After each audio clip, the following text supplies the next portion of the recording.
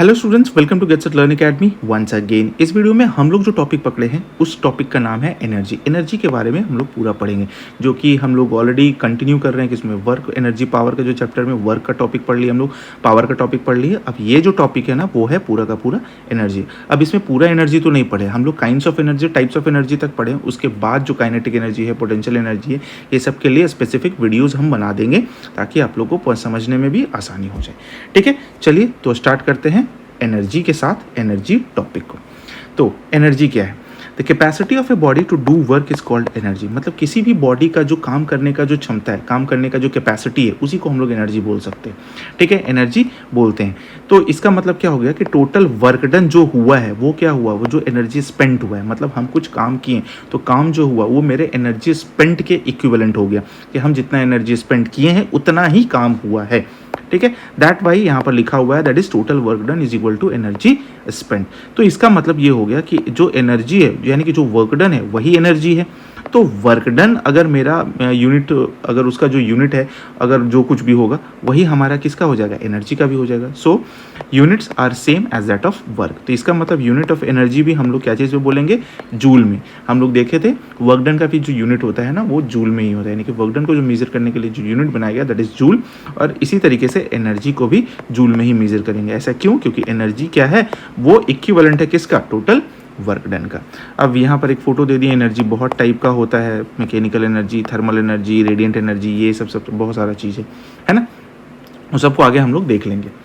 चलिए, some special units of energy. अब energy को हम लोग तो मेज़र करते हैं चलिए जूल में, लेकिन अलग अलग कैटेगरीज में अलग अलग टाइप से भी यूज़ होता है। जैसे सबसे इंपॉर्टेंट है हीट एनर्जी। हीट एनर्जी में क्या हो गया? जैसे देखिए, initially it was measured in, हम लोग के बॉडी के थ्रू उसको हम लोग बता सकते हैं, समझा सकते हैं।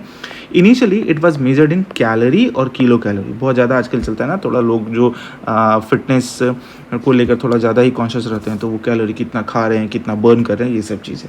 तो इनिशियली ये होता था कैलोरी में और किलो कैलोरी में मेजर किया जाता था। अब कैलोरी क्या होता है? The amount of heat energy required to raise the temperature of 1 gram of water through 1 degree centigrade. मतलब इतना एनर्जी होना कि वो 1 ग्राम वाटर को 1 डिग्री सेंटीग्रेड टेम्परेचर रेज कर दे। ठीक है, तो हम बोलेंगे कि कितना एक कैलोरी बर्न हुआ, चाहे एक कैलोरी उसका हीट एनर्जी हुआ। ठीक है, amount of heat energy. Kilo calorie उसी तरीके से है, the amount of heat energy required to raise the temperature of 1 kilogram of water through 1 degree centigrade. इसमें 1 ग्राम वाटर को ले रहे थे, इसमें 1 किलोग्राम वाटर को रेज करना है 1 डिग्री सेंटीग्रेड से, तो बोलेंगे वो किलो कैलोरी में।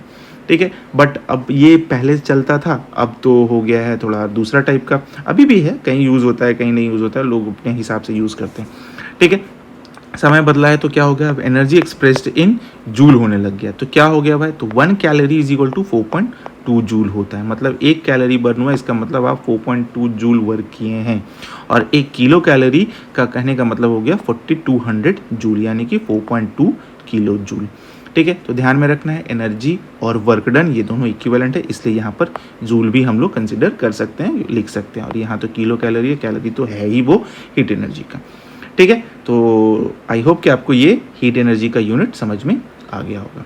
अब आगे देखते हैं unit of electrical energy. Electrical energy से रिलेटेड क्या है? इलेक्ट्रिकल एनर्जी को मेजर किया जाता है वॉट आवर में, अगर छोटा है, और ज़्यादा बड़ा है तो किलो वॉट आवर में, दैट इज WH और KWH। अब WH को देख लेते हैं कि 1 WH इज इक्वल टू कितना? 1 वॉट इंटू 1 आवर। ये वॉट हो गया और ये आवर हो गया। और वॉट जो होता है वो क्या होता है? मतलब जूल बाई सेकेंड, पावर का होता है तो जूल बाई सेकेंड, तो वॉट को हम लोग जूल बाई सेकेंड लिख दिए। और यहाँ 1 आवर है, इसको हम चेंज कर दिए, दैट इज 3600 सेकेंड में। 1 hour is equal to 60 into 60। ठीक है, वो पता होना चाहिए आपको। सेकेंड से सेकेंड कैंसिल हो गया तो बच गया कितना? 36, और जूल यहाँ तो कुछ बचा नहीं, तो ये जूल ही हो गया।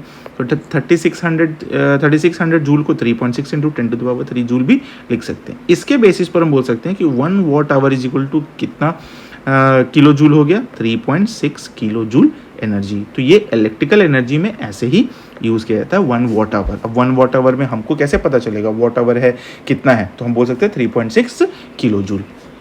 ठीक है, अब हम लोग देख लेते हैं 1 किलो वॉट आवर क्या हो गया, किलो वॉट को पहले वॉट में चेंज कर दिए, दैट इज 1000 वॉट, और फिर उसी तरीके से वॉट को जूल बाई सेकंड करके सेकंड से सेकंड काट दिए, इसको 3600 में चेंज कर दिए। तो ये क्या हो गया, 3600 into 1000 that is 36 lakh joule हो गया, और ये 3.6 इंटू 10⁶ जूल हो गया। तो 1 kilo watt hour is equal to क्या बोलेंगे, 3.6 मेगा जूल। और एक्चुअली ये 1 किलो वॉट आवर है ना, यही होता है हमारा 1 यूनिट। मीटर में जो हम लोग यूनिट देखते हैं ना इलेक्ट्रिक मीटर में, तो 1 यूनिट कहने का मतलब 1 किलो वॉट आवर। देखिएगा मीटर में लिखा हो रहेगा, जैसे मान लीजिए 4 2 3 4 इतना किलो वॉट आवर, इसका मतलब क्या हो गया कि इतना यूनिट यूज़ हो चुका है।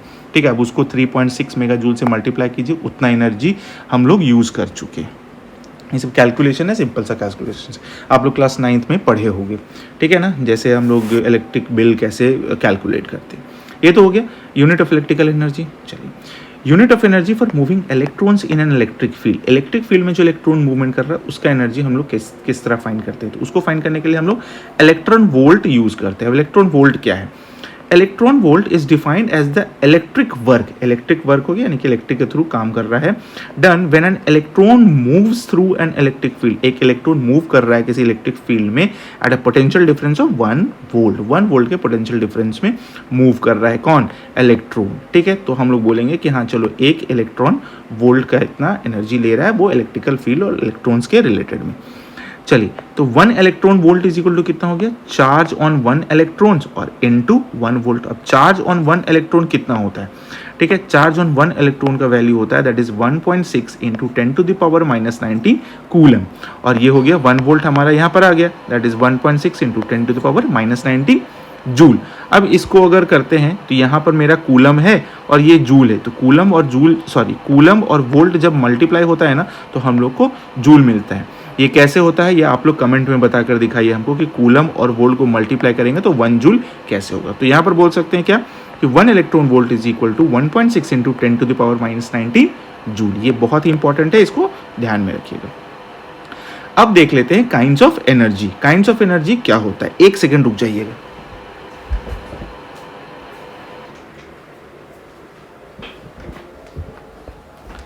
हाँ, अब हम लोग देख लेते हैं kinds of energy. Kinds of energy में सबसे पहला, अब इसमें हम लोग देखेंगे कौन सा काइनेटिक एनर्जी, कौन सा पोटेंशियल एनर्जी है। उस पर बहुत ज़्यादा डीप में नहीं जाएंगे, उसके लिए तो हम लोग स्पेसिफिक वीडियो में पढ़ेंगे ही। तो यहाँ देख लेते हैं काइंड्स ऑफ एनर्जी में पहला है साउंड एनर्जी। साउंड एनर्जी क्या से रिलेटेड है, वाइब्रेशन से। यहाँ लिखा हुआ है एग्जाम्पल्स में क्या है, when someone plugs a guitar string it vibrates and make sound. ठीक है ना, गिटार वाला साउंड हो गया, वहाँ से साउंड एनर्जी रिलीज हो रहा है जब वाइब्रेशन होता है। ड्रम को जब पीटते हैं तब यहाँ से हम लोग को साउंड सुनाई पड़ता है, तो वो हमारा साउंड एनर्जी हो गया। ठीक है ना, और ये जो होता है ना वो फॉर्म ऑफ काइनेटिक एनर्जी। क्यों, क्योंकि इसमें मूवमेंट हो रहा है, मूवमेंट की वजह से कुछ भी होता है ना तो वो काइनेटिक के फॉर्म में चला जाता है, काइनेटिक के कैटेगरी में चला जाता है। इसलिए हम बोल सकते हैं कि sound energy is a form of kinetic energy. ठीक है, रेडिएंट एनर्जी में आते हैं, लाइट एनर्जी जिसको बोल सकते हैं, लाइट के थ्रू जो इलेक्ट्रोमैग्नेटिक वेव्स हो गया, जो ओवन वगैरह में हो गया, ये सब चीज़, visible light, X-ray, gamma rays and radio waves are type of radiant energy.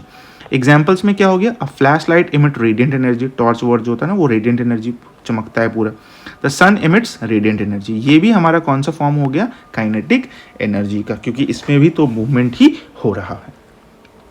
अब आते हैं थर्मल एनर्जी में। थर्मल एनर्जी क्या होता है, heat energy from movement of atoms and molecules. Heat energy होता है इसका, ठीक है ना, किसके वजह से, एटम्स और मॉलिक्यूल्स के मूवमेंट की वजह से। थर्मल एनर्जी क्या है भाई, when an ice cube is placed in an hot oven thermal energy transfer to the ice cube, its molecules move faster and it melts. जैसे ही हम लोग मान लीजिए कोई भी चीज़, जैसे आइस क्यूब को अगर ओवन में रख देते हैं तो क्या होता है, थर्मल एनर्जी उसके अंदर जाता है और उसके मॉलिक्यूल्स को क्या करता है, थोड़ा सा फास्ट एंड मूव कराने लग जाता है, थोड़ा तेज गति से मूव कराने लगता है, जिसकी वजह से क्या होता है, वो मेल्ट हो जाता है। If you keep the water in the oven longer, more thermal energy transfer to its molecules move faster and it evaporates. अगर ज़्यादा देर तक अगर हम छोड़ देते हैं तो वही चीज़ थोड़ा ज़्यादा मूवमेंट करने लग जाएगा, उसके वजह से, किसके वजह से भाई, थर्मल एनर्जी की वजह से, जिसके वजह से क्या हो जाएगा, पूरा का पूरा पानी क्या हो जाएगा, इवेपोरेट हो जाएगा।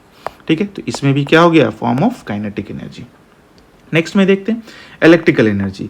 आपको पता ही है मूवमेंट ऑफ चार्ज पार्टिकल्स, ये हो गया थंडर वाला, ये हो गया बैटरी, ये सब मिल रहा है। Lightning occurs when charge particles in a cloud are released and a battery sends charge particles through wire in a circuit. Battery अगर दे रहे हैं, जैसे घड़ी हो गया, चाहे जो माउस होता है, वो कीबोर्ड्स होता है ब्लूटूथ वाला, उसमें बैटरी लगता है, घड़ी हो गया, रिमोट हो गया, टॉयज़ हो गया, ये सब में क्या हो गया, वो हो गया इलेक्ट्रिकल एनर्जी।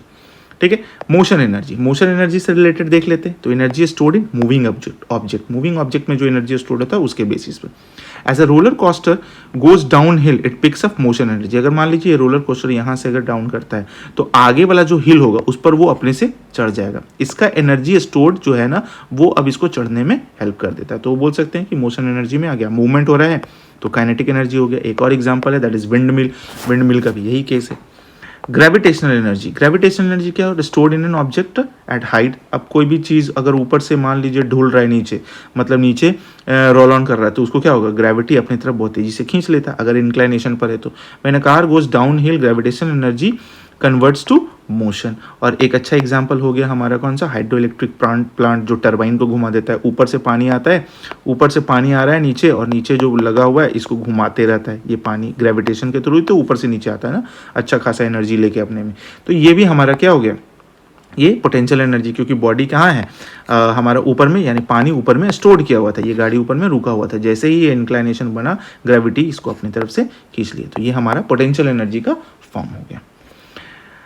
नेक्स्ट में क्या है, मैकेनिकल एनर्जी। ये भी एक पोटेंशियल एनर्जी का फॉर्म है। जैसे स्प्रिंग को ऐसे दबा देते हैं तो ये जंप कर जाता है। चाहे रबर बैंड जो होता है उसमें भी वही पोटेंशियल एनर्जी हो गया। चाहे तीर धनुष होता है उसमें भी हमारा पोटेंशियल एनर्जी ही होता है, जो कि अपने ऑब्जेक्ट को मतलब एक सिचुएशन पर, पोजीशन पर रख कर और उससे फिर एनर्जी को रिलीज करता है। केमिकल एनर्जी में क्या हो, stored in atoms and molecules. अब जैसे मान लीजिए कोई भी तरह का लकड़ी है, कोयला है, ये सब क्या अपने अंदर एक केमिकल एनर्जी स्टोर करके रखा है। उसको जैसे ही बंद करते हैं तो वो लाइट भी देता है, हीट भी देता है, सब कुछ।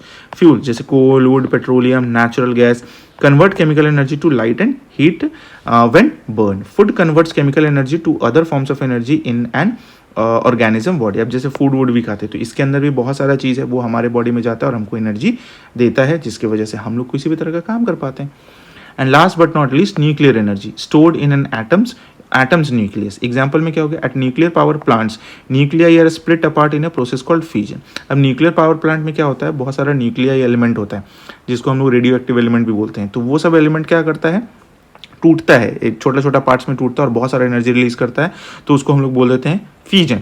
तो ये हो गया न्यूक्लियर पावर प्लांट वाला। और अगर सन का बात करते हैं तो इसमें बहुत सारा चीज़ आकर मिलता है। जैसे यहाँ पर लिखा हुआ क्या, nuclear combined in a process called fusion. इसमें फ्यूजन होता है जब बहुत सारा न्यूक्लियाई कंबाइन करता है तो भी एनर्जी रिलीज होता है। तो यहाँ पर हो गया फ्यूजन और ये हो गया फ्यूजन। एक एलिमेंट्री आइडिया मिल गया कि हाँ चलो काइंड्स ऑफ एनर्जी इतना सारा हो सकता है। ठीक है। तो इस वीडियो में हम लोग क्या समझे, एनर्जी का यूनिट, डेफिनेशंस वगैरह समझ लिए, कौन सा यूनिट कहाँ यूज हो सकता है, कैसा यूनिट हीट एनर्जी के लिए, इलेक्ट्रिकल एनर्जी के लिए, और काइंड्स ऑफ एनर्जी में देख लिए, अलग अलग इंपॉर्टेंट उसका एग्जाम्पल देख लिए और किस पर काम करता है वो।